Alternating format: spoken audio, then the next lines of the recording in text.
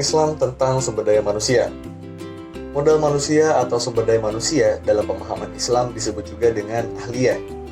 Ahliyah menunjukkan kapasitas manusia untuk menjalankan kewajiban sosial dan keagamanya. Secara harfiah, ahliyah dapat diartikan sebagai bakat, kompetensi, otoritas, dan juga kualifikasi yang dimiliki manusia untuk mengerjakan tugas-tugas tertentu dengan sungguh-sungguh. Ahliyah juga dalam jurisprudensi Islam menunjukkan sifat manusia untuk mencapai tingkat kematangan intelektual dalam mengembang tanggung jawab untuk memperbaiki kehidupan. Kualitas sumber daya manusia juga menentukan tingkat kesadaran atau tingkat ketaatan seorang individu, khususnya bagi seorang muslim terhadap larangan dalam kegiatan ekonomi, khususnya dilihat dari perspektif ekonomi Islam atau ekonomi syariah. Sebagai umat muslim tentu kita harus menjalankan kegiatan transaksi atau kegiatan ekonomi lainnya sesuai dengan syariat agama yang sudah ditentukan oleh Allah Subhanahu wa taala. Selain itu, penetapan larangan-larangan dalam agama khususnya di bidang ekonomi syariah itu membuat manusia lebih memiliki pedoman dalam melakukan kegiatan ekonomi.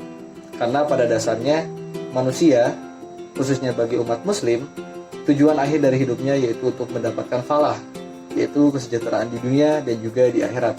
Sehingga dengan adanya larangan dan didorong atas kesadaran masyarakat dan individu yang berkualitas, tentu itu bisa membangun kegiatan ekonomi yang positif tanpa melarang syariat Islam yang telah berlaku. Di sini saya akan memaparkan materi manajemen sumber daya manusia dalam perspektif Islam.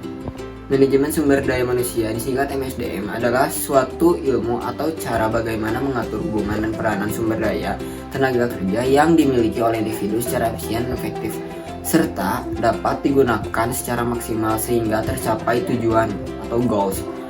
Bersama perusahaan, karyawan dan masyarakat menjadi maksimal. MSDM didasari pada suatu konsep bahwa setiap karyawan adalah manusia, bukan mesin, dan bukan semata menjadi sumber daya bisnis. Kajian MSDM menggabungkan beberapa bidang ilmu seperti psikologi, sosiologi, dan lain-lain. MSDM memiliki tujuan dan fungsi. Untuk tujuannya, di antara lain, 1. Memberi pertimbangan manajemen dalam membuat kebijakan SDM untuk memastikan bahwa organisasi memiliki pekerja yang memenuhi kewajiban pekerja secara legal. 2. Mengimplementasikan dan menjaga semua kebijakan dan prosedur SDM yang memungkinkan organisasi mampu mencapai tujuannya. 3. Membantu dalam pengembangan arah keseluruhan organisasi dan strategi khususnya yang berkaitan dengan implementasi SDM. Yang keempat, memberi dukungan dan kondisi yang akan membantu manajer lini mencapai tujuannya. Untuk fungsinya, 1. Perencanaan, 2. Pengorganisasian, 3. Pengarahan dan pengadaan, 4. Pengendalian, 5. Pengembangan, 6. Kompensasi, 7. Pengintegrasian, 8. Pemeliharaan, 9. Kedisiplinan, 10. Pemberhentian. Kesimpulannya, sumber daya manusia merupakan satu-satunya sumber daya yang memiliki akal pikiran, perasaan, pengetahuan, serta keterampilan. Semua potensial yang dimiliki SDM akan sangat berpengaruh pada perkembangan suatu organisasi maupun usaha. Dalam pandangan ajaran Islam, segala sesuatu harus dilakukan secara rapi, benar, tertib, dan teratur. Segala sesuatu harus melalui proses yang baik, tidak boleh dilakukan dengan asal-asalan. Rasulullah Shallallahu Alaihi Wasallam bersabda, sesungguhnya Allah sangat mencintai orang yang jika melakukan suatu pekerjaan dilakukan secara itqan, tahu tepat, terarah, jelas, dan tuntas. Hadis riwayat Tabrani. Sekian dari saya. Wabillahi taufiq wal hidayah. Assalamualaikum warahmatullahi wabarakatuh.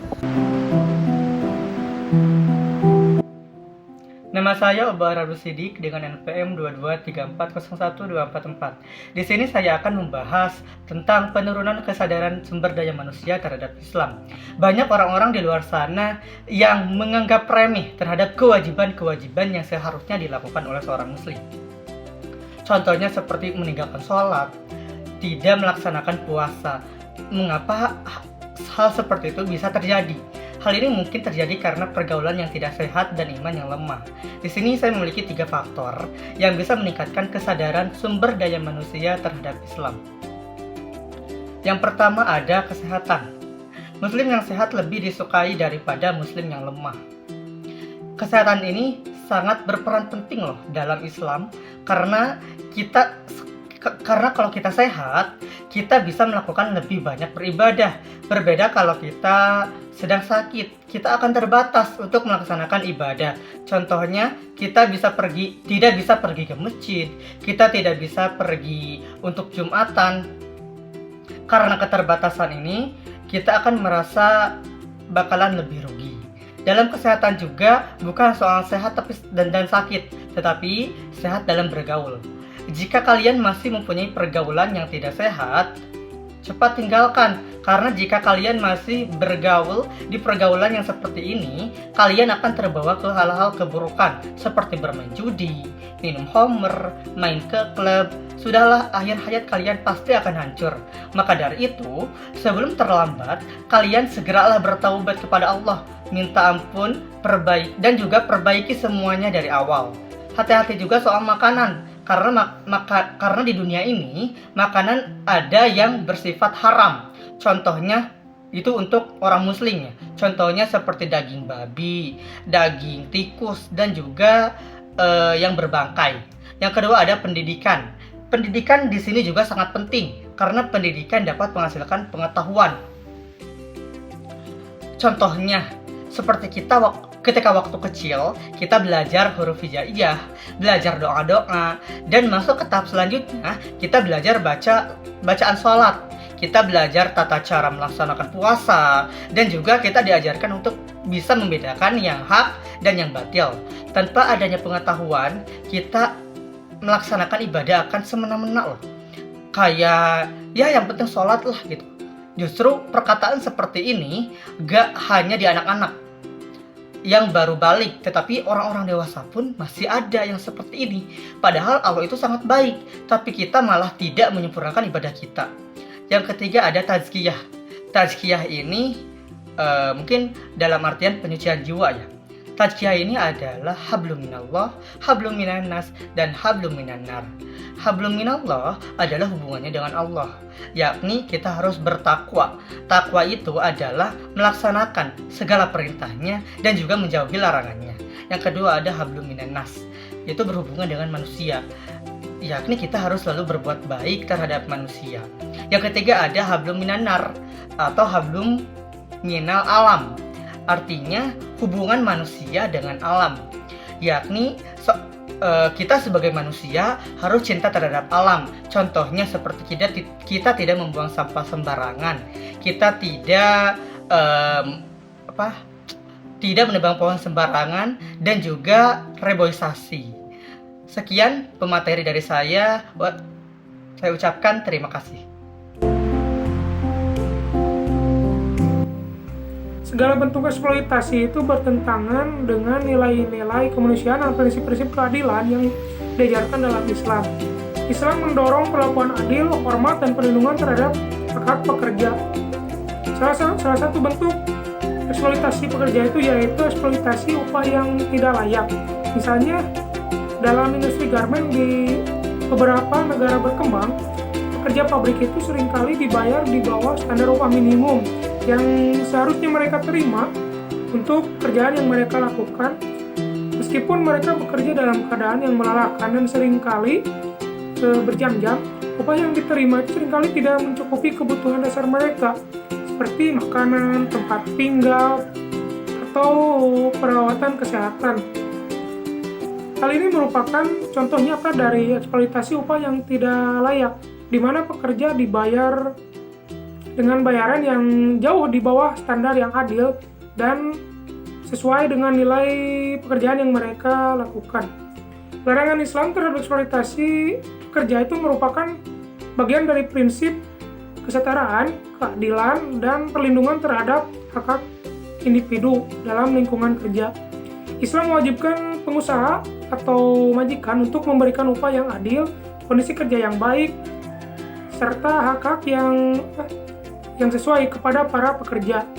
eksploitasi, penyalahgunaan tenaga kerja, atau pengabaian terhadap hak kerja itu bertentangan dengan ajaran Islam yang mendorong perlakuan adil dan penuh hormat terhadap semua individu, terutama dalam konteks perekonomian. Larangan mendiskriminasikan terhadap seorang pekerja berdasarkan sara. Konvensi menegaskan diskriminasi dalam pekerja dan jabatan yang dimaksud adalah setiap perbedaan, pengecualian, atau pilihan atas dasar ras, warna kulit, jenis kelamin, agama, keyakinan politik, kebangsaan, atau asal-usul dalam masyarakat. Contoh bentuk-bentuk diskriminasi yang sering ditemukan atau biasa ditemukan dalam bekerja, contohnya 1. Ketidaksamarataan antara gaji atau upah pekerja laki-laki dan pekerja perempuan. Yang kedua adalah ketidaksamarataan perkembangan kesempatan karir para pekerja laki-laki dan para pekerja perempuan. Dan yang terakhir, yang ketiga adalah sulitnya mendapatkan cuti ketika pekerja perempuan melahirkan. Ada upaya atau cara mengurangi diskriminasi, yaitu 1.